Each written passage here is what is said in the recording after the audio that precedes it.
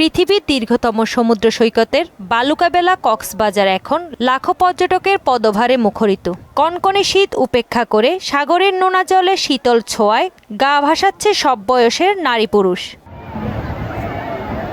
Laboni beech থেকে কলাতলি হয়ে হিমছড়ি, ইনানি, মহেশখালী, আদিনাথ মন্দির, রামু রামকুট, ডুল হাজারা সাফারি পার্ক ও প্রবালদ্বীপ সেন্ট মার্টিনে সকাল থেকে সন্ধ্যা পর্যন্ত থাকছে লাখো পর্যটকের কোলাহল। শিক্ষা প্রতিষ্ঠান বন্ধ থাকায় ছুটির আমেজে সপরিবারে কক্সবাজার এসেছে ভ্রমণ পিপাসুরা। আমরা এর আগেও আসছি, খুব ভালো লাগছে। এবার আমরা সবাই গ্রুপ মিলে আসছি, আমাদের খুব মজা হচ্ছে, আমরা খুব মজা করতেছি। এখানে আসে খুব ভালোই লাগতেছে, অনুভূতিটা খুব আলাদা। সব সময়ের জন্য কক্সবাজার হচ্ছে একটা রিফ্রেশমেন্টের স্থান।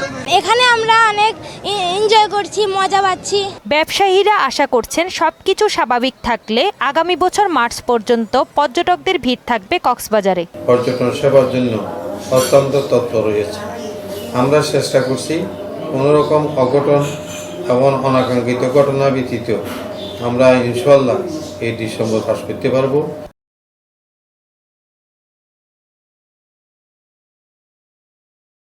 পর্যটকদের পর্যাপ্ত নিরাপত্তা নিশ্চিত করতে জেলা প্রশাসন ও ট্যুরিস্ট পুলিশ কাজ করছে। কোথাও যাতে কোনো প্রকার অপ্রীতিকর ঘটনা না হয়, এতে সতর্ক রয়েছে প্রশাসন। আমরা পর্যটকদের সার্বিক নিরাপত্তার জন্য আমরা এই 3 জায়গায়, বিশেষ করে লাবণী পয়েন্ট, সুগন্ধা এবং কলাতলি পয়েন্টে আমরা স্পেশাল মোবাইল পার্টি দিয়েছি, স্থির ব্রিগেড দিয়েছি।